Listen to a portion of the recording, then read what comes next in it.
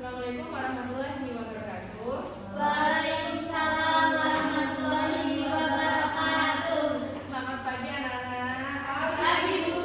Gimana kabar kalian? Apakah semuanya sehat? Alhamdulillah sehat. Alhamdulillah. Nah, sebelum memulai pelajaran, silakan berdoa terlebih dahulu dan silakan ketua kelas untuk memimpin doanya.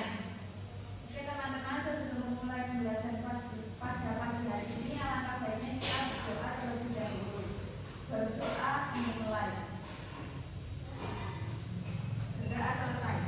Baik, sebelum mulai pelajaran juga, ibu absen terlebih dahulu ya. Ya Bu. Desta Fitri, Hadir. Anak Asma, Dela Dwi, Hadir. Sylvia Ismafuri, Hadir.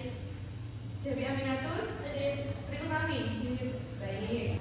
Nah, anak-anak, hari ini kita akan membahas mengenai teks prosedur. Apakah dari anak-anak ini ada yang sudah mengetahui arti teks prosedur? Belum. Nah, ini definisi dari teks prosedur. Apakah dari anak-anak ada yang ingin membacakan definisinya?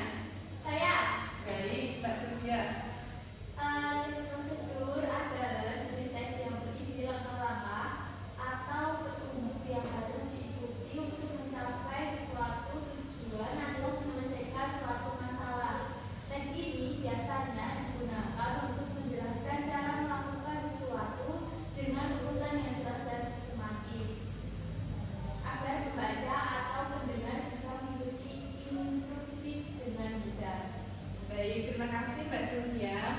Nah, jadi teks prosedur ini teks yang berisi langkah-langkah atau petunjuk yang harus diikuti untuk mencapai suatu tujuan. Nah, apakah dari anak-anak ada yang sudah membuat teks prosedur, misalnya membuat teh, membuat nasi goreng, atau membuat yang lain-lain? Di kelas.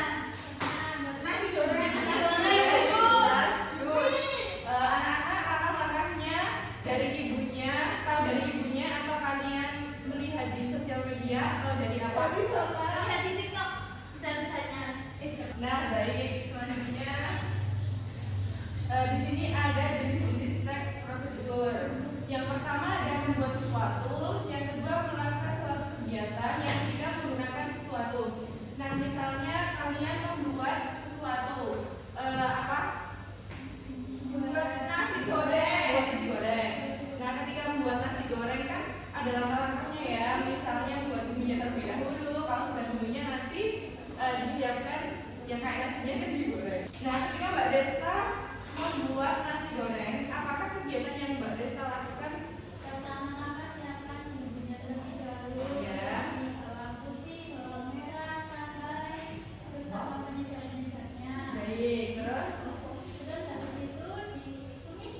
Ditumis. Ya, habis itu dikasih bumbu penyedap, lalu dimasukkan nasinya.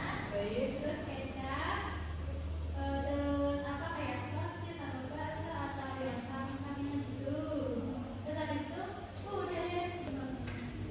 Nah, baik. Nah, ketika Mbak Desta membuat nasi goreng, pasti kan Mbak Desta menggunakan alat-alat ya. Nggak mungkin kan kita membuat nasi goreng tanpa wajan, tanpa spatula, tanpa kompor juga. Selanjutnya di sini ada ciri-ciri teks prosedur. Adakah yang tahu kalimat imperatif dari anak-anak yang ada di sini? Saya tahu. Apa Mbak Desta? Kalimat imperatif itu adalah kalimat yang berisi perintah, ajakan, larangan, atau permintaan agar seseorang melakukan suatu tindakan.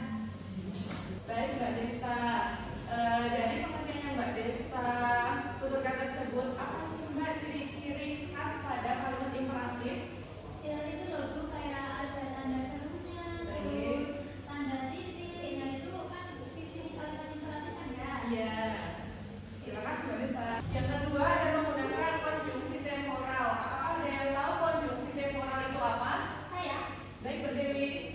Silakan. Konjungsi temporal itu kata penghubung yang menunjukkan hubungan waktu antara dua peristiwa atau tindakan. Nah, baik, pengertiannya sudah disebutkan oleh Mbak Dewi ya. Nah, dari konjungsi temporal tersebut, apakah ada contoh dari Mbak Dewi yang Mbak Dewi ketahui agar teman-teman bisa mengetahui juga? Contohnya sebelum itu, kemudian selanjutnya, setelah itu, akhirnya itu aja. Iya, baik. Terima kasih Mbak Dewi. Selanjutnya, yang ketiga adalah menggunakan bahasa yang jelas dan rinci. Bahasa jelas dan rinci itu yang seperti apa, Bu Tami? Menggunakan kalimat yang mudah dipahami dan menyampaikan informasi secara detail tanpa menimbulkan makna ganda. Baik, karena ketika kita menulis teks prosedur, kita harus menggunakan bahasa yang jelas dan rinci agar